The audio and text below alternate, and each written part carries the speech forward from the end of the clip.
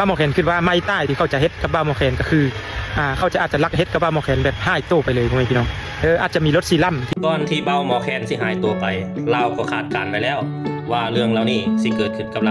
าเป็นยังไงไปฟังกันเลยทุกคนบ้าหมอแคนนี่เขามากกับบริพิษอีกอย่างแต่ว่ามันจะไปทึกกับหลายคนที่เขาบ่พอใจถ้าว่าเขาจะเอากฎหมายมาคู่เนาะหรือว่าสิจับนี่เขาก็จะบ่กล้าเฮ็ดนะเพราะว่าย้านมวลชนสิเห็นเลยก็มวลชนสิโจมตีเขาเจ้านะแต่ว่าบ้าหมอแคนคิดว่าไม้ใต้ที่เขาจะเฮ็ดกับบ้าหมอแคนก็คือเขาจะอาจจะลักเฮ็ดกับบ้าหมอแคนแบบหายตัวไปเลยพ่อแม่พี่น้อง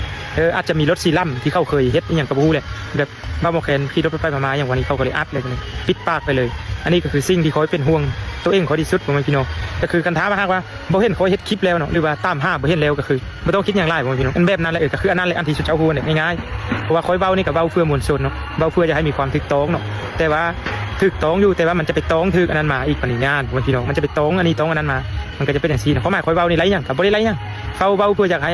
มีความ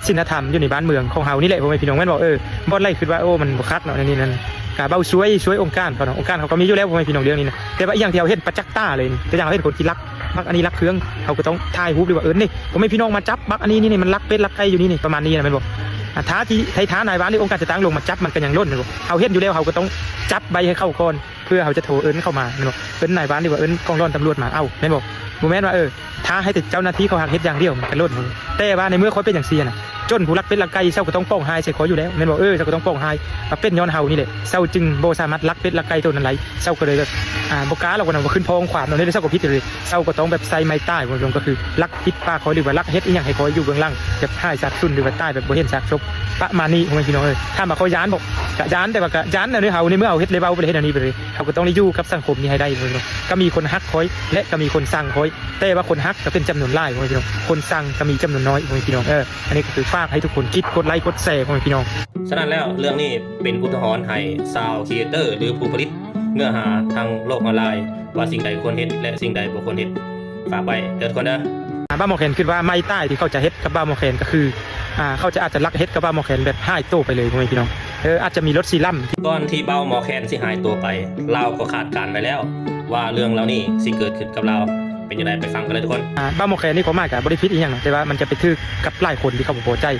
ถ้าว่าเขาจะเอากฎหมายมาคู่เนาะหรือว่าสิจับนี่เขาก็จะบ่กล้าเฮ็ดนะเพราะว่าย้านมวลชนสิเห็นเลยก็มวลชนสิโจมตีเขาเจ้านะแต่ว่าบ้าหมอแคนคิดว่าไม้ใต้ที่เขาจะเฮ็ดกับบ้าหมอแคนก็คือเขาจะอาจจะลักเฮ็ดกับบ้าหมอแคนแบบหายตัวไปเลยพ่อแม่พี่น้อง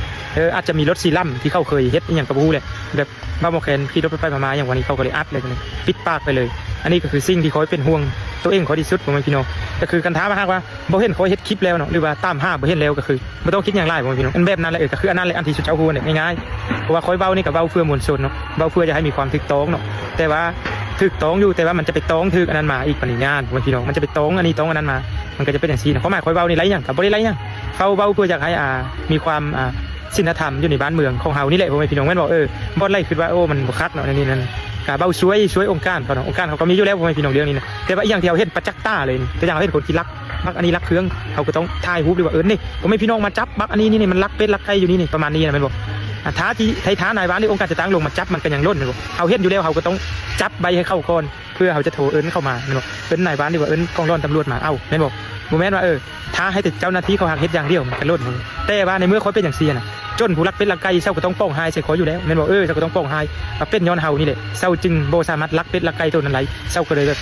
บ่กล้าเราก็นำขึ้นพองขวานเนาะนี่เจ้าก็ผิดเลยเจ้าก็ต้องแบบใส่ไม้ใต้บ่ลงก็คือรักคิดป้าขอหรือว่ารักเฮ็ดอีหยังให้ขออยู่เบื้องหลังแบบหายสัตว์สุนหรือว่าใต้แบบบ่เห็นซากศพประมาณนี้พ่อแม่พี่น้องถ้ามาเขาย้านบอกกะย้านแต่ว่ากะย้านในเฮาในเมื่อเอาเฮ็ดเลยเว้าบ่ได้เฮ็ดอันนี้ไปเลยเขาก็ต้องได้อยู่กับสังคมนี้ให้ได้พ่อแม่พี่น้องก็มีคนฮักคอยและก็มีคนสั่งคอยแต่ว่าคนฮักก็เป็นจำนวนหลายพ่อแม่พี่น้องคนสั่งก็มีจำนวนน้อยพ่อแม่พี่น้องอันนี้ก็คือฝากให้ทุกคนคิดกดไลค์กดแชร์พ่อแม่พี่น้องฉะนั้นแล้วเรื่องนี้เป็นอุทาหรณ์ให้ซาวด์ครีเอเตอร์หรือผู้ผลิตเนื้อหาทางโลกออนไลน์ว่าสิ่งใดควรเฮ็ดและสิ่งใดบ่ควรเฮ็ด